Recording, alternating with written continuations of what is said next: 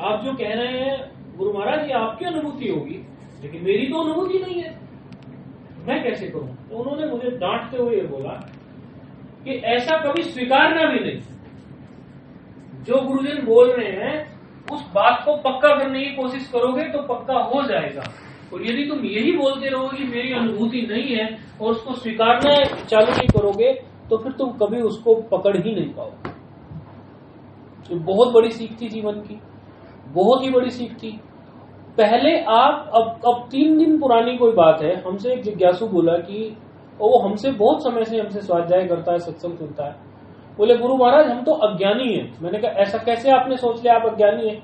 नहीं गुरु महाराज आप तो ज्ञानी हैं, आप तो ब्रह्मनिष्ठ हैं, हम अज्ञानी हैं। मैंने कहा ऐसा आपने सोचा कैसे? बोले नहीं हमारी तो अनुभूति नहीं है। देखो मैंने कहा टटोलो बात को, तुम्हारी अनुभूति नहीं है लेकिन तुम्हें परोक्ष ज्ञान है कि नहीं इस बात का? शास्त्र में पढ़ी है कि नहीं ये बात? गुरुजनों ने बताई है कि नहीं बताई है ये बात? चाहे वो क्षेत्रज्ञ की हो, चाहे वो सांख्य का सिद्धांत हो, चाहे योग का सिद्धांत हो या वेदांत का सिद्धांत हो, शास्त्र ने बताई कि नहीं बताई? बोले हाँ जी शास्त्र ने बताई, आपने भी अनेकों बार बताई। तो आपको परोक्ष ज्ञान हुआ कि नहीं? बोले हाँ ये तो है, शास्त्र के पढ़े ज्ञान को परोक्ष ज्ञान ही कहते हैं। तो यदि आप परोक्ष ज्ञान का निरादर करोगे, आप ये कहोगे परोक्ष ज्ञान भी आप ग्रहण कर रहे हो और फिर कहते हो हमें पता नहीं है, हम अज्ञानी है, हमें पता नहीं, तो आप साक्षात अपरोक्ष जो अनुभूति है उस तक पहुंच ही नहीं पाओगे। इसलिए जो परोक्ष आपको प्राप्त हो रहा है आप उसमें निष्ठा कीजिए, तो आप साक्षात अपरोक्ष में आपका प्रवेश हो जाएगा। तो इसमें जो ये क्षेत्रज्ञ की बात कहेंगे, ये पूरा प्रकरण चलेगा। अभी तो आप ये चला भी होगा, 23वें श्लोक तक पहुंचे हो, 24वें तक, तो 23-24 तक तो काफी प्रकरण चला। इसमें सांख्य की बात भी आई होगी। सांख्य के प्रकृति पुरुष, सांख्य क्या कहता है कि सांख्य की कोई बात आई थी क्या इसमें नीलम? प्रकृति पुरुष की कोई बात? अभी 13वें अध्याय को हमें देखना पड़ेगा, ऐसे ही पूछ रहे तुमसे, बताओ। अच्छा इसमें क्या है आप जानते हो? सांख्य के जो बार बार हम ये कहते रहते हैं कि प्रकृति पुरुष, क्षेत्रज्ञ, प्रकृति पुरुष, इसमें सांख्य का सिद्धांत क्या है और हमारा वेदांत का सिद्धांत क्या है? मतलब हमें किस में निष्ठा करनी चाहिए? ये बात थोड़ा है ध्यान में, ख्याल में है, क्योंकि हमें ये भी पता चलना चाहिए। कई बार क्या होता है कि हम पढ़ते पढ़ते पूर्व पक्ष को भी पक्का कर देते हैं। पूर्व पक्षी जो कह रहा है, पूर्व पक्षी नहीं पक्का करना है, क्योंकि पूर्व पक्षी इतने अच्छे ढंग से अपनी बात रखता है कि हमें लगता है पूर्व पक्षी की बात सत्य है, अथवा तो पूर्व पक्षी कई सारे श्लोक में बोल जाता है। लेकिन हमें ये पता होना चाहिए कि हम सिद्धांती हैं, वेदांती, हमारा क्या सिद्धांत है उस पर ज्यादा नजर होनी चाहिए। तो सांख्य वाला यदि यहाँ पूर्व पक्षी बनेगा और फिर वेदांती हम सिद्धांती है, तो क्या दोनों में अंतर पड़ता है? प्रकृति पुरुष की बात करते हैं ना सांख्य वाले लोग। कोई आपका जिज्ञासु बता सकता है कुछ ऐसा, यदि ध्यान पड़ा हो तो? हम आपकी परीक्षा नहीं ले रहे किसी की भी, आप लोगों को थोड़ा हिलाना डुलाना चाहते हैं ताकि आपको फिर वो बात याद रह जाए, ऐसा। मुझे कि जैसे अभी तक तो हम पुरुष का पढ़ते आए कि पुरुष वो तत्व वही सत्य है जो वो पुरुष है और प्रकृति जड़ है, लेकिन इसमें जो हमने पुरुष का पढ़ा वो सूक्ष्म शरीर के लिए पढ़ा। अच्छा ये कौन बोल रहे हैं? थोड़ा मुझे भी परिचय भी रहेगा, हमें नाम थोड़ा पता रहेगा तो। अच्छा किरण बोल रहे हैं, ठीक है किरण, बिल्कुल ठीक है। ऐसे अभी कई बार आवाज भी कई माध्यम से घूम के कई लाइनों के बीच से आ रही है, तो इसलिए पहचान नहीं पाते। अच्छा किरण बोल रही है, चलो बहुत बढ़िया। और कोई बताएगा कुछ प्रकृति और पुरुष में? हमारा प्रश्न ये है वैसे कि प्रकृति और पुरुष का जो हम जिक्र करते हैं, तो प्रत्येक दर्शन शास्त्र का अपना एक सिद्धांत है। योग दर्शन शास्त्र अपना एक सिद्धांत बताता है, सांख्य अपना बताता है, पूर्व मीमांसा अपना बताता है, और अंत में आकर सबको हमें वेदांती होकर ही चुप कराना पड़ता है। तो हम क्या सोचते हैं और वो हमारा और सांख्य का अंतर क्या पड़ता है? सांख्य का ज्ञान भी बहुत अच्छा है, लेकिन सांख्य में और हमें वेदांतियों में क्या अंतर पड़ता है? मतलब होता है ना कि बस इतना सा अंतर है, ऐसा कुछ दृष्टि पड़ी किसी की? प्रकृति पुरुष से संबंधित ही बात है। चलो कोई बात नहीं। इसमें क्या है कि ये सांख्यवादी जो हैं वो क्या कहते हैं, ये कहते हैं कि देखो हमारा भी पुरुष है और जैसा आपका ब्रह्म है निर्विकार निर्लेप, जैसा आपका ब्रह्म है ऐसा हमारा पुरुष है, ऐसा बोलते हैं सांख्यवादी। निर्विकार है, निर्लेप है, सब कुछ ऐसा बोलते हैं। फिर हम कहते हैं भाई हमारे यहाँ तो जगत हुआ नहीं। फिर वो कहते हैं जगत हुआ नहीं तो इतना सब कैसे है। तो फिर हम उसका उत्तर देते हैं कि माया से हो गया। फिर हम माया शब्द को ले आते हैं दूसरे नंबर पर, फिर हम माया शब्द को ले आते हैं, हम माना वेदांती। तो फिर वो कहते हैं कि माया को ले आए तो माया को तो हम क्या करेंगे, आप माया को ले आए, हम प्रकृति को ले आते हैं। सांख्य वाले क्या कहेंगे, हम प्रकृति को ले आते हैं। पहले दोनों का, उनका पुरुष चला, हमारा ब्रह्म चला। थोड़ा समझाने की दृष्टि से समझा रहे हैं तो ऐसे सरल करके। उन्होंने पुरुष को माना अपना सुप्रीम चीज, कि सुप्रीम से सुप्रीम जो हमारे हैं वो पुरुष है, और यहां जो क्या माना हमने, ब्रह्म है, वही एक है। फिर कहते हैं कि जगत की ये सब है, रजस तमस गुण है, ये सारी चीजें हैं, ये कहां से आ गई। तो हम क्या लेके आ जाते हैं, माया, और वो क्या लेके आ जाते हैं, प्रकृति। तो यहां तक तो बातें ठीक है, नाम ही बदले हैं खाली। उन्होंने पुरुष रख लिया, हमने ब्रह्म रख लिया, उन्होंने प्रकृति रख लिया, हमने माया रख लिया। अंतर कहां होता है, अंतर यहां आगे होता है। हम तो कहते हैं कि ब्रह्म एक है, एको ब्रह्म द्वितीयो नास्ति, एक ही है। वो क्या कहते हैं कि पुरुष जो है अनेक हैं, पुरुष अनेक हैं, और हमारे यहाँ जो है माया स्वतंत्र नहीं है। हमारे यहाँ माया बिल्कुल भी स्वतंत्र नहीं है। माया जो है ब्रह्म में ही अधिष्ठित है और ब्रह्म से ही सब कुछ है। उनके यहाँ प्रकृति जो, जिसको वो माया के समकक्ष रखते हैं, उनके यहाँ वो प्रकृति भी आजाद है, स्वतंत्र है। मतलब प्रकृति अपने स्वतंत्र डिसीजंस ले सकती है बिना पुरुष के। तो यहाँ हमारा और उनका भेदभाव आ गया सिद्धांत में। तो हमारा जो ब्रह्म है वो एक है, दूसरा कुछ भी नहीं है ब्रह्म से भिन्न। दूसरा यदि कुछ है तो अध्यास से, आभास से, अथवा हमारे उल्टे अभ्यास से भास रहा है केवल, हम ऐसा मानते हैं। वो क्या मानते हैं कि नहीं, पुरुष है और पुरुष के भोग के लिए प्रकृति है। हमारा मोक्ष क्या है और उनका मोक्ष क्या है, ये भी देखना जरूरी है। उनका मोक्ष है कि प्रकृति ऐसी है जैसे कोई नर्तकी हो और वो कहीं डांस कर रही हो, और जो उसको राजा देखने वाला है और उसको देख रहा हो, पुरुष जैसे राजा है, और एक बार यदि उसका घूंघट देख लिया, एक बार खुल के देख लिया उसको, नर्तकी को, तो अब वो विलुप्त हो जाएगी सभा से। अब नर्तकी की कोई माया नहीं बची, नर्तकी नाम की कोई वस्तु नहीं बची, वो गायब हो गई पुरुष के लिए। एक बार दर्शन हो गया, यानी प्रकृति का ठीक प्रकार से एक बार दर्शन हो गया प्रकृति का, तो फिर हमारा पुरुष जो है मुक्त हो जाएगा, हमारा पुरुष एकदम मुक्त हो जाएगा, मोक्ष हो जाएगा। ये सांख्य का सिद्धांत है। पहले मुझे ये बता दो, अभी तक की बात सबको समझ में आई कि नहीं आई, नहीं तो हम दोहरा देंगे। अभी तक हमने सांख्य का सिद्धांत बता रहे, फिर अभी अपना वेदांत स्थापित करेंगे।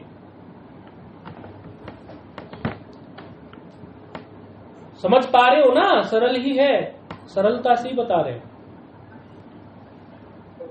हाँ हाँ, और देखो हमारे यहाँ वेदांत में ऐसा नहीं है। वेदांत में ऐसा थोड़ी ना है कि आपने पूरी माया देख ली तो आप मुक्त हो जाओगे, ऐसा हम कभी कहते ही नहीं है। ऐसा हमारा सिद्धांत ही नहीं है। ऐसा हमारे व्यास जी के जो 555 सूत्र हैं ब्रह्म सूत्र के, और उनपे शांकर भाष्य, ऐसा कहीं कोई सिद्धांत नहीं है हमारा। हम कहते हैं कि माया तो कुछ है ही नहीं, खाली आप जब ये जगत को देखने दिखाने की बात करते हो तब ये माया का कॉन्सेप्ट आ जाता है। हम तो माया को भी ऐसी मानते हैं कि जिसकी अभी दृष्टि अजातवाद की नहीं है, उसको माया दिख रही है और जगत दिख रहा है। लेकिन यदि दिख भी रहा है तो हमें माया के ज्ञान से हमारी मुक्ति नहीं है, हमारी तो ब्रह्म के ज्ञान से, स्वयं के स्वरूप के ज्ञान से मुक्ति है। हमारे यहाँ ऐसा नहीं है कि माया का दृश्य एक बार देख लोगे तो मुक्त हो जाएंगे, ये हमारे यहाँ नहीं है। हमारे यहाँ तो स्वयं के ज्ञान से, हम तो आत्मा को जब ब्रह्म जान लेंगे कि ये जो हम एक पिंड में अपने को आत्मा आत्मा आत्मा आत्मा जान रहे हैं, जब आत्मा को हम ब्रह्म जान लेंगे कि आत्मा ही ब्रह्म है, तो आत्मा की और ब्रह्म की जो एकता हमें पता चल जाएगी तत् और त्वम से, हमारा वही मोक्ष है। उसके बाद हमें कोई बंधन है नहीं, क्योंकि बंधन जो था वो कल्पना मात्र था। जब हम अपने को मान रहे थे वो कल्पना मात्र था, तो हमारे यहाँ पर तो अध्यास था, कल्पना था। हमें तो अज्ञान हुआ है, ज्ञान से ही मिट जाएगा। हमें किसी दूसरी वस्तु की जरूरत नहीं है दर्शन करने की, माया की। जैसे पुरुष जो है, कहते हैं कि पुरुष यदि प्रकृति को ठीक से दर्शन कर लेगा और फिर सब कुछ नष्ट हो जाएगा, ऐसा हमारे यहाँ नहीं है। हमें माया की तरफ भी देखने की जरूरत नहीं है, हमें कोई उसकी आवश्यकता ही नहीं है। हम तो स्वयं को, अपने स्वरूप को देख लेंगे तो हम अपने आप को जान जाएंगे कि हमसे भिन्न इस जगत में कुछ है ही नहीं। माया भी हमी में अध्यास हो गया है और माया भी हमी में अधिष्ठित है, हमसे भिन्न जगत में कुछ है नहीं। ये बड़ा अंतर है सांख्य में और आपके वेदांत में। तो ये बात बहुत पक्की करने की है कि हमारा जो सिद्धांत है वो है ब्रह्मवित् ब्रह्मेव भवति। जो ब्रह्म को जान गया वो ब्रह्म ही हो गया। काशी में एक बार इस पर हुआ था शास्त्रार्थ, तो वैयाकरण लोग बैठे थे जो व्याकरण जानते थे, और व्याकरण जानने वाले लोग व्याकरण की दृष्टि से अर्थ लगा रहे थे। तो वहां पे बोल दिया, बोले हमारा जो वेदांत का सिद्धांत है, वेदांती जो बैठे थे उन्होंने बोल दिया उपनिषद का सिद्धांत जो है वही हमारा वेदांत का सिद्धांत है। तो उपनिषद सिद्धांत है ब्रह्मवित् ब्रह्मेव भवति, ये हमारा सिद्धांत है। तो बोले क्या कि ब्रह्म को जानने वाला ब्रह्म हो जाता है। तो वो उनका जो एक वैयाकरण था काशी में, वो बोला ऐसे तो गधे को जानने वाला गधा बन जाएगा, सुअर को जानने वाला सुअर बन जाएगा। तब वहां बड़ी डांट फटकार भी लगी थी काशी में, और उनको विद्वत सभा जो परिषद है काशी की उससे निकाल भी दिया गया था कि आपको तो सिद्धांत ही नहीं बताया, आप वेदांत की सभा में आ कैसे गए। तो फिर उसका निष्कर्ष ये निकलता है, उस पर हमने विचार किया कि ये किस प्रकार है कि ब्रह्मवित् ब्रह्मेव भवति, ये इस प्रकार सिद्ध होगा ब्रह्म को जानने वाला ब्रह्म ही हो जाता है, क्योंकि वो ब्रह्म ही था, ब्रह्म ही है, वो होना नहीं है उसको। यदि होने की अवस्था वास्तव में आई होती तो बिल्कुल नहीं हो सकता था, वो था ही, केवल अज्ञान से अपने को वो अलग मान बैठा था और केवल ज्ञान से ही वो हट जाएगा। अंधेरे और रोशनी वाली बात है, इसमें करना तो कुछ भी नहीं है, बाकी सभी तो सहायक साधन है। अब ये स्वाध्याय आप लोग करते हैं, स्वाध्याय तप जो है बहुत बड़ा तप माना गया।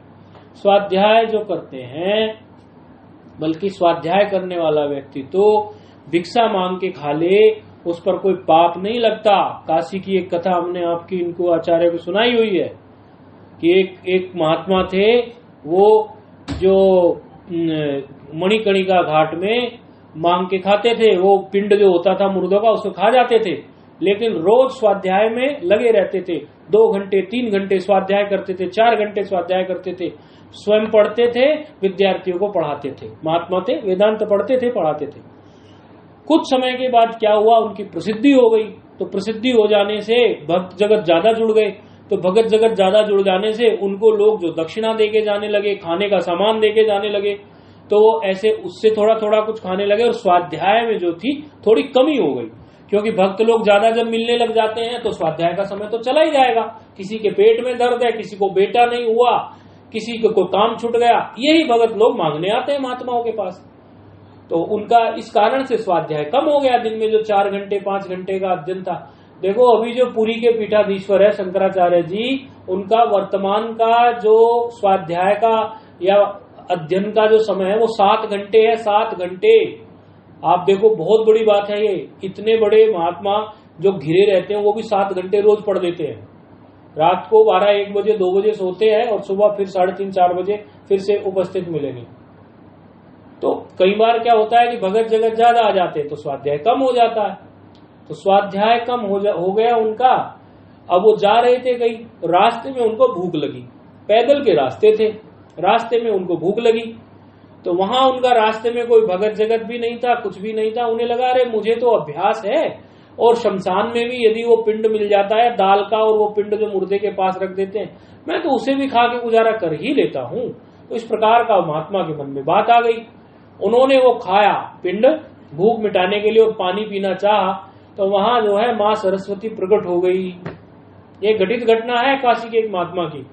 मां सरस्वती प्रकट होकर बोली कि अब तुमने स्वाध्याय कम कर दिया है, इसलिए अब तुम्हें ये पिंड अब हजम नहीं होने वाला, ये तुम्हें बीमार कर देगा। अब ये जो पिंड तुम मुर्दे का खा रहे हो ये तुम्हें हजम नहीं होने वाला है, ये बीमार कर देगा।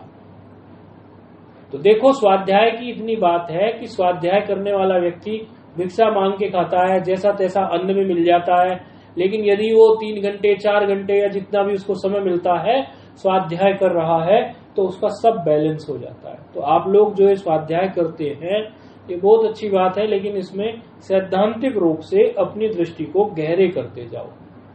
कभी क्या होता है किसी अध्याय में पूर्व पक्षी जो है मीमांसक बन जाता है, कर्मकांडी, वो पूर्व पक्षी बन जाता है, यानी कि वो तर्क वितर्क करता है।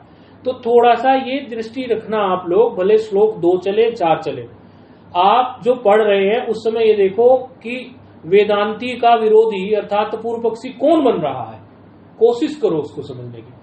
उस बहाने से क्या होगा कि उसके सिद्धांत का पता चल जाएगा।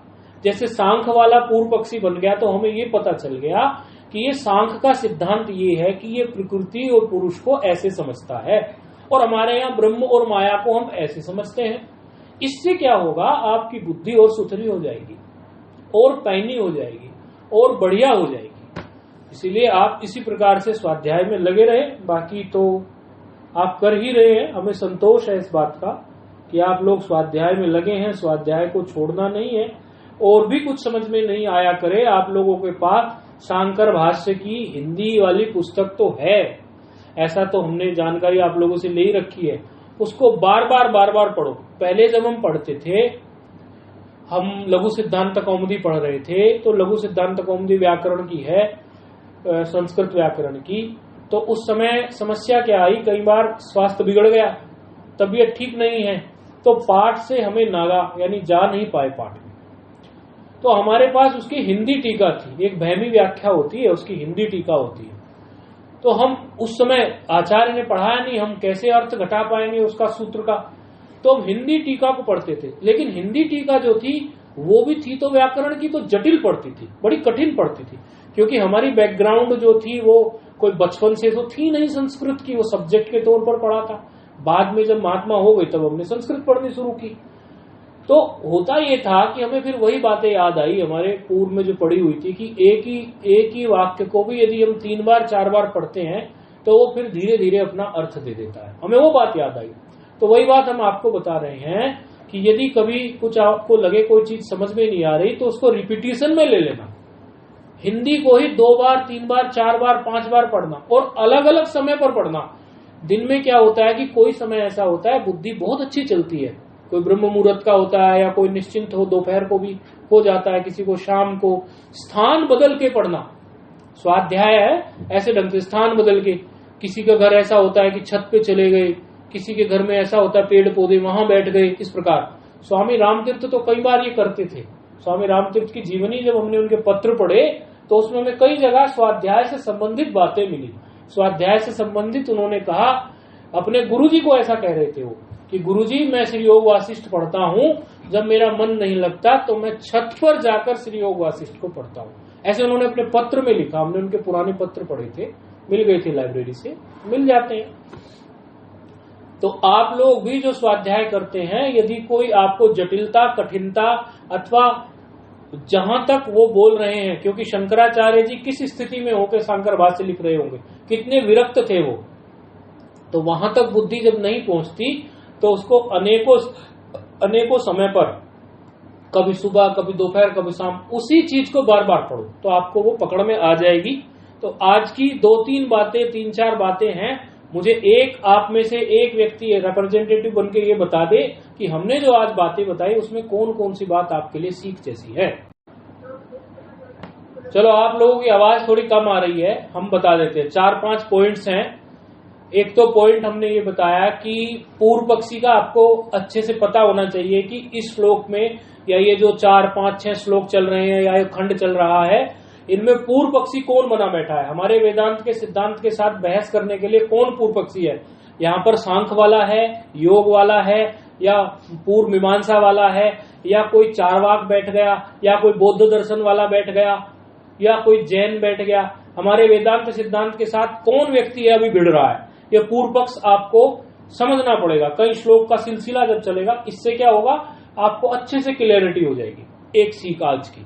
दूसरी सीख हमारी ये है कि स्वाध्याय तप करने से व्यक्ति को आड़ा टेढ़ा खाने को भी कहीं मिल जाए इधर उधर कई बार वो भी हजम हो जाता है, उस पर उसका कोई पाप नहीं होता, या ऐसा नहीं होता कि हमने किसी का खा लिया। स्वाध्याय तप सबको हजम कर देता, अगड़म तगड़म स्वाहा हो जाता है।